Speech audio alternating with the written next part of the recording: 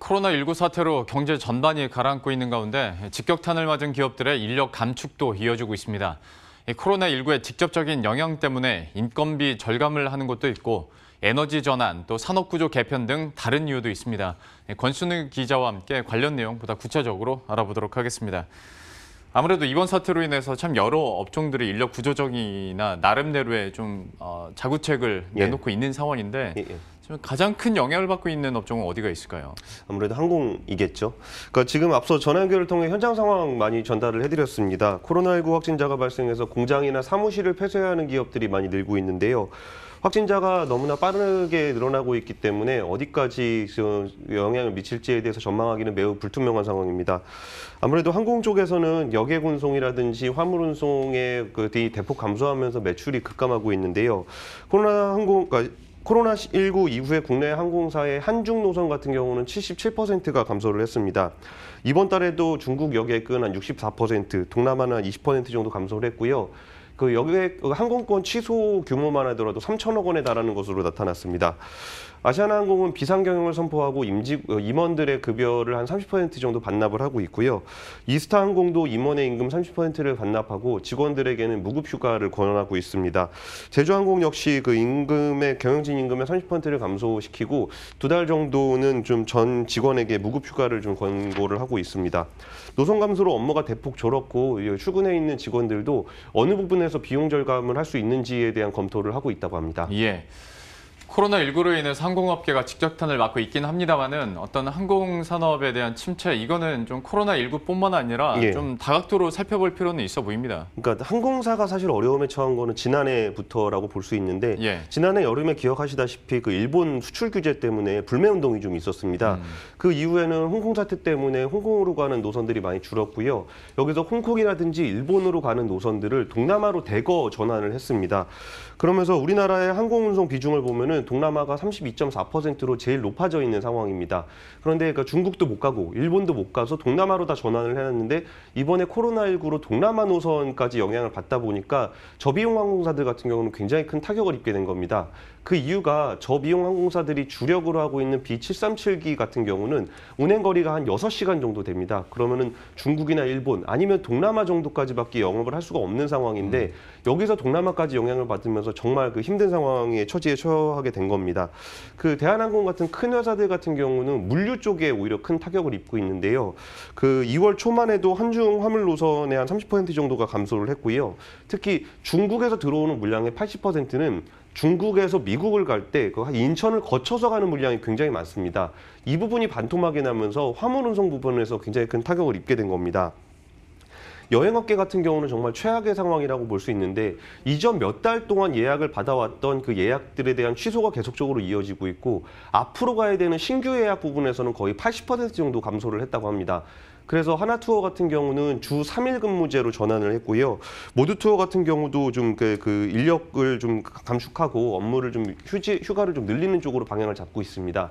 그나마 큰 여행사들 같은 경우는 이제 비용을 절감하는 방식으로 버티고 있는데 중소 여행사들 같은 경우는 정말 그 폐업을 고려해야 되는 상황에 처해 있는 상황입니다. 예. 다른 업군도 한번 보도록 할 텐데 어떤 유통업계도 역시 좀 힘들기는 마찬가지인 것 같습니다. 뭐 잘 아시는 것처럼 백화점이나 면세점도 만약에 확진자가 다녀간 흔적이 있다 하면 임시 휴업을 하기도 했었지 않습니까? 지금까지는 상황이 어떻습니까? 그러니까 지난 주말만 하더라도 신세계백화점 강남점의 식품관이라든지 롯데백화점의 영등포점이 지금 임시 휴업에 들어갔습니다. 확진자 동선에 포함이 되면은 보통 임시 휴업을 하고 있는데 그 신세계백화점의 그 강남점포 같은 경우는 전국에서 매출이 제일 많은 그 백화점입니다. 그러다 보니까 일단은 식품관만 휴업을 하는 방식으로 좀 방침을 정했는데요.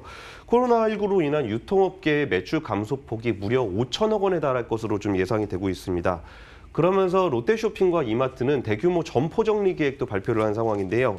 그 롯데마트 같은 경우는 백화점이나 마트, 쇼핑에 있어서 한 700여 개 점포 가운데 한 200여 개를 정리하기로 했습니다. 이마트 같은 경우도 점포의 30% 이상을 리뉴얼하기로 했는데요.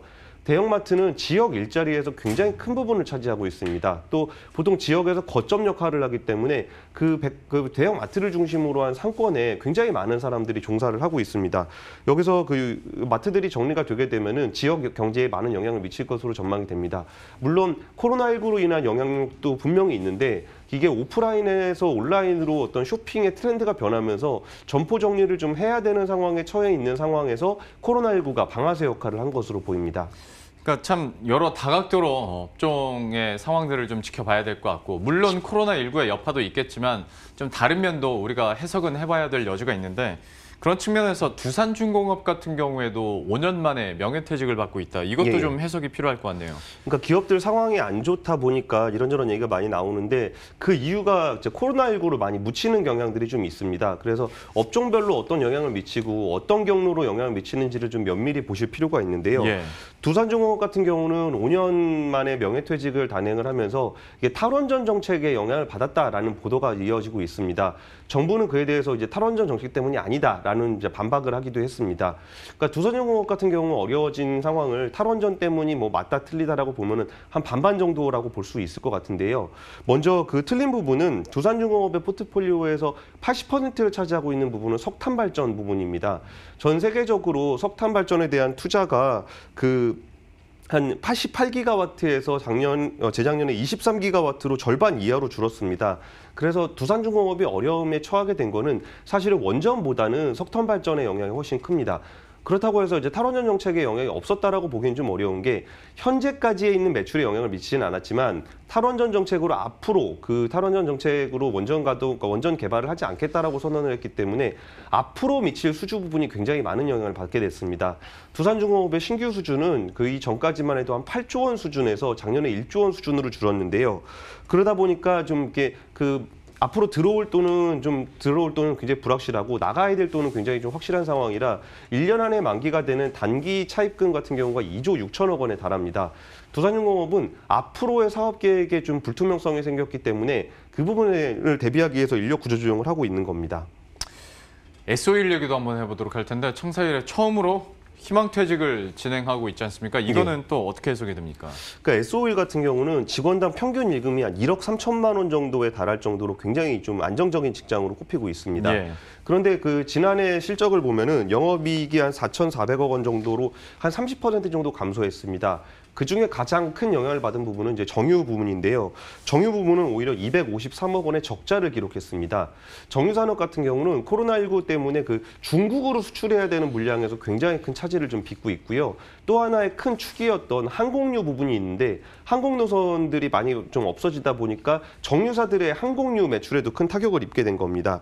그래서 이 SK이노베이션이라든지 GS칼텍스와 같은 정유사들은 아무래도 재무 구조가 튼튼하기 때문에 당장의 인력 구조 조정을 하고 있지는 않지만 성과급이 굉장히 줄어드는 등 좀 인건비 절감에 나서고 있습니다.